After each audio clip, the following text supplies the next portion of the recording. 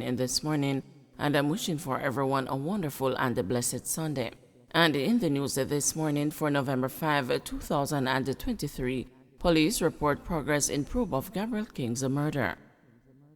Police investigating the murder of 9-year-old Gabriel King say they expect to make progress after his mother handed over the code needed to unlock her cellular phone. Amoy Leon Issa, his mother, had previously refused to cooperate with the police in the matter, but was eventually ordered by the Constitutional Court to provide the code to the investigators. Assistant Commissioner of Police Clifford Chambers on Friday told the news that information from the device is now being examined by investigators and that is giving them a cause for optimism.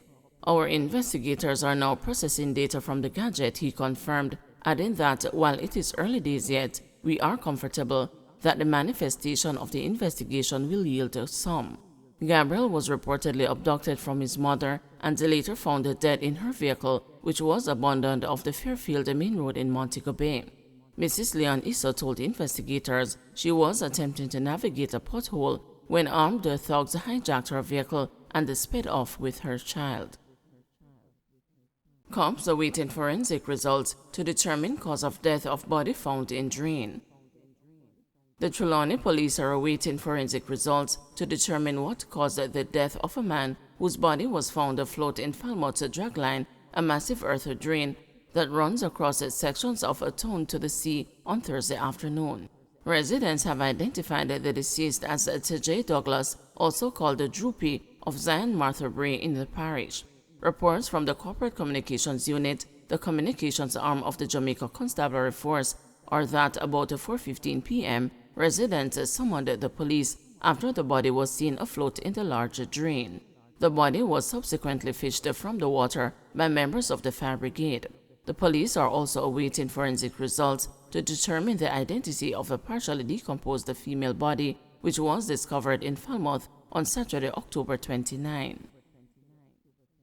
Mother who tossed her baby into the road during fight pleads for forgiveness. The mother at the center of a viral video on social media where she tossed her young baby onto the roadway during a fight with another woman is pleading to the nation for forgiveness. The mother said her daughter is not hurt and she handed over the 18-month-old child to the Child Protection and Family Service Agency on Friday. Kimea Brittany Barton, the 21-year-old mother of two from Alder District in Westmoreland, told the news in an interview on Saturday afternoon that she was sorry for her actions. I am Kimea Barton and I am 21. I was out at the road, and when I was at the road, a girl named Onika, she thief my baby clothes, and when she take them, I cuss them, I want them back. And Chavanese, one girl named Chavanese, take up the argument, which she now come on me had to take my baby clothes. Then they call Talia, because through then was a Talia, they always a bully me, that I'm a baby cousin. Then when Talia come, she started to cuss me and class me and call me all type of names. Me cuss her back, me tell her things, she tell me things, and then she come down and she choke me, started to fight me. She fist me, and when she fist me, the fist the baby out of my hand. She start beat me, I tell her real bad. None of them know video that, because our company, they video it. They know video when she beat me. When me feel dizzy because of C-section, me do and me have pressure and all of them look something there. So, me feel dizzy, me never do want really drop the baby, me never do want drop the baby. But through me feel dizzy, me don't want her to get no serious damage. So, me I try to put her down, but through one iPhone they have, they take it to make it look like say I just drop the baby so. Which me not go do that because me want a good mother to my baby. And me love him so me not go do that. And his mother, when me, at regular basis, this what they do to me because they know me not have nobody to defend me, me not have nobody at all to defend me. When me a breed, his mother beat me and sent me to go on a station because Talia have a policeman. And the policeman did all say he shoot me and all type of that.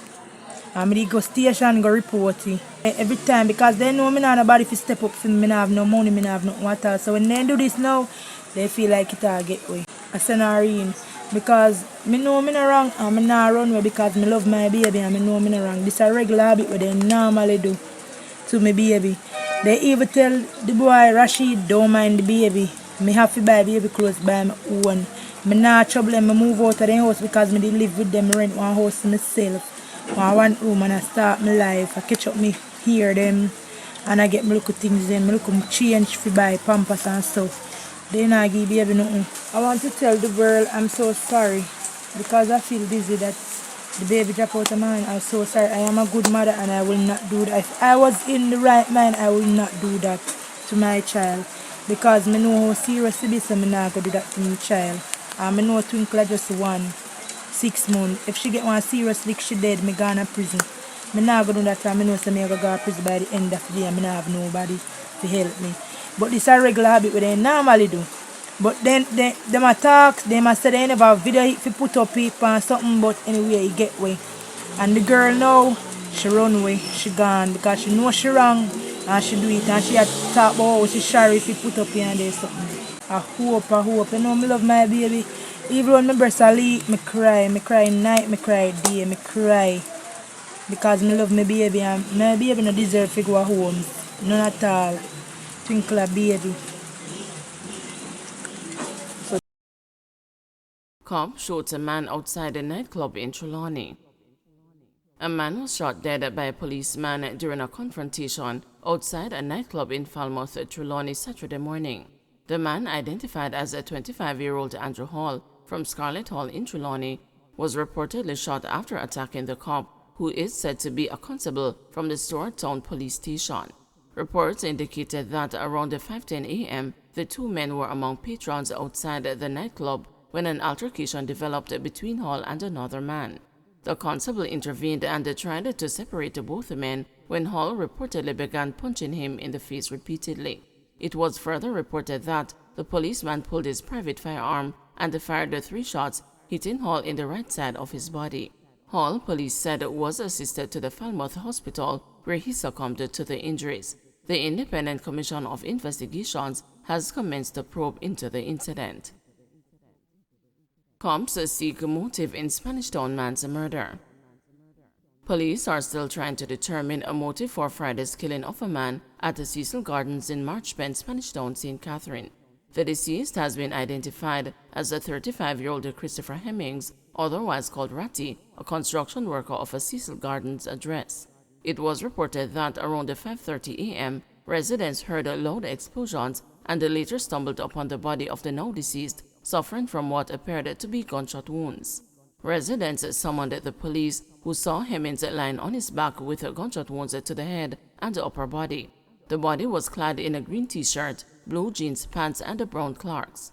The scene was processed, and his body was taken to the Spanish Town Hospital, where he was pronounced dead.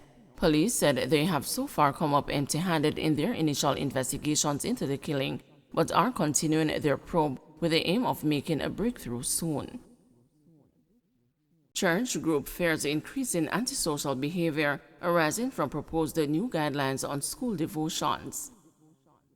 The Jamaica umbrella groups of churches is claiming that there could be an increase in antisocial behavior in schools if the Ministry of Education imposes too many restrictions on devotions. The Education Ministry issued the draft guidelines for how devotions should be conducted in public schools following last year's incident at Oberlin High School in St. Andrew, where several students collapsed during a devotional exercise. In an interview with the news, Dr. Elaine McCarthy, chair of the Jamaica Umbrella Groups of Churches, said the guidelines should not diminish the role of devotions in schools. She said the ministry should focus mainly on the benefits of devotions in promoting discipline and other valuable social behaviors.